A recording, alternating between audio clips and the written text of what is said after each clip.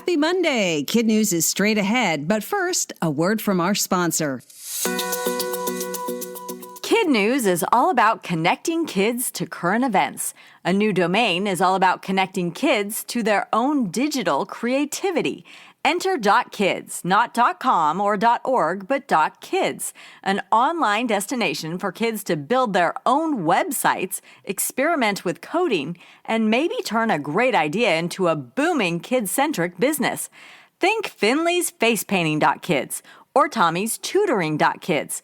Help bring your kids' creativity and ideas online on a .kids domain as a gift or as a fun family project. Visit hello.kids/kidnews today for specially priced .kids domains and all the information you need to get started. That's hello.kids/kidnews.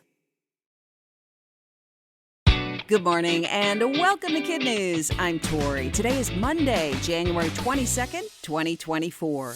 And we begin with what is always one of our favorite winter stories, the possibility of falling iguanas in Florida. The warning went up as temperatures went down over the weekend. At particular risk were the reptiles on the southwest coast, where the coldest air of the season moved in yesterday morning, with wind chills dropping into the 30s. Iguanas are cold-blooded, live in trees, and thrive in heat. When temps plummet, their bodies go rigid, their little feet lose their grip, and down they go. And while visually dramatic, it's really just their body's way of protecting them until temperatures climb back above 50 degrees. So even though they may not look like it, they're actually still alive and will go back to their normal iguana life as soon as their bodies reheat. That shouldn't take long. Coast to coast, the headline-grabbing deep freeze should ease as early as tomorrow.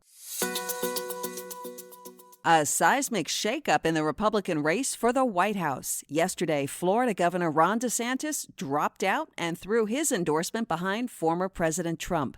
That means a GOP field that once had 13 candidates is now a head-to-head contest between Mr. Trump and former UN Ambassador Nikki Haley. The first test of that dynamic will play out tomorrow in New Hampshire, home to the nation's first primary. Prior to Mr. DeSantis' exit, a University of New Hampshire poll had the former president in the lead with 50%, followed by Ambassador Haley with 39%.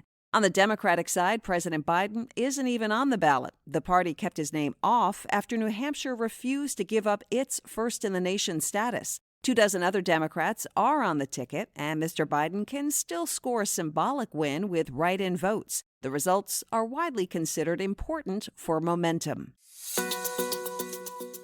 Mirror, mirror on the wall? In the bathrooms of one middle school in North Carolina, the answer is not anymore. Southern Alamance in the town of Graham pulled them down, hoping to keep kids from skipping class to film TikTok videos. According to a spokesperson, some kids were visiting the restroom up to 9 times a day, with the mirrors often heavily featured in whatever they posted. Reflecting on the change, a school spokesperson says it's working. Kids aren't taking as many bathroom breaks, and when they do, aren't staying as long. The school has also implemented a digital hall pass system requiring students to check in and out when they leave class, which allows the school to monitor how much time kids are spending away from their desks.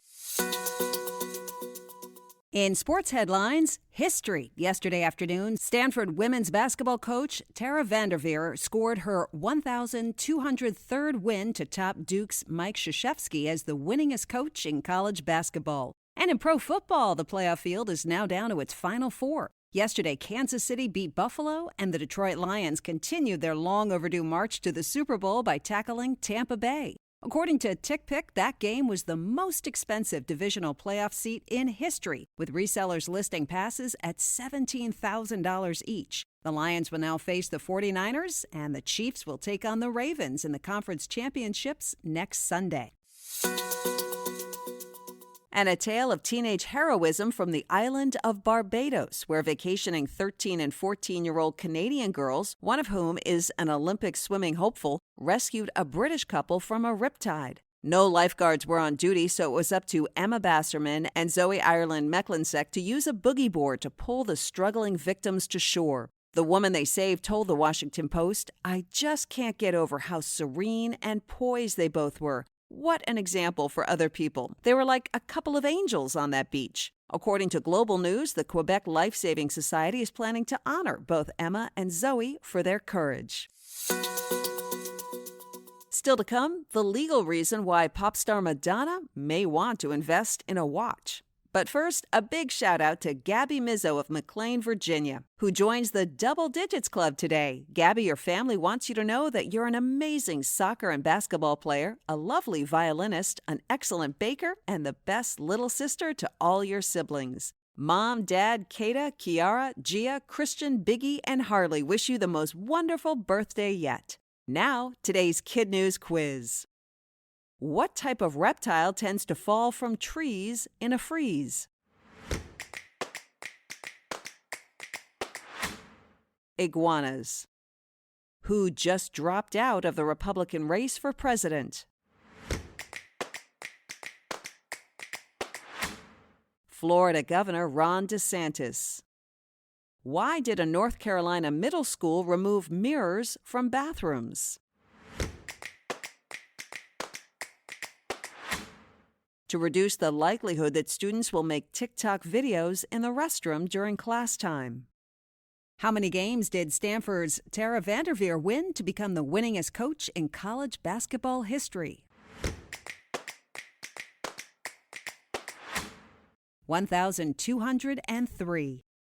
In today's KidNuz Kicker, the Material Girl's timing is apparently off, way off.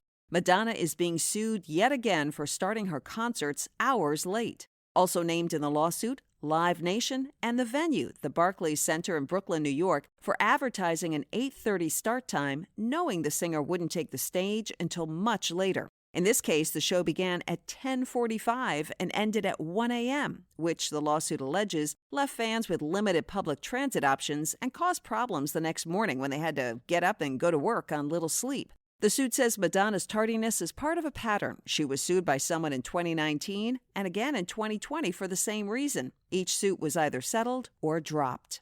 Thanks again to the loyal listeners in the Mizzo family of McLean, Virginia for sponsoring today's quiz. Happy 10th birthday to Gabby Mizzo and hello to her teacher, Ms. White, and all her friends and fellow Panthers at the Potomac School. To our other KidNuz teachers, thank you for your patience as we diligently work our way through our shout-out list. Today, we give high fives to Mrs. Yu and her eccentric Casa 5 class at the Eaton School in Bellevue, Washington. And in California, Mrs. Brown and her loyal lynxes at Citizens of the World Hollywood in Los Angeles. And Mr. Postlethwaite at the Langston Hughes Academy in Stockton, where they are tight and strong. Thanks for listening. A reminder that KidNuz is a nonprofit and relies on your generosity. Please consider making a tax-deductible donation on our website, kidnuz.org. Have a great day. We'll see you back here for more KidNuz tomorrow morning.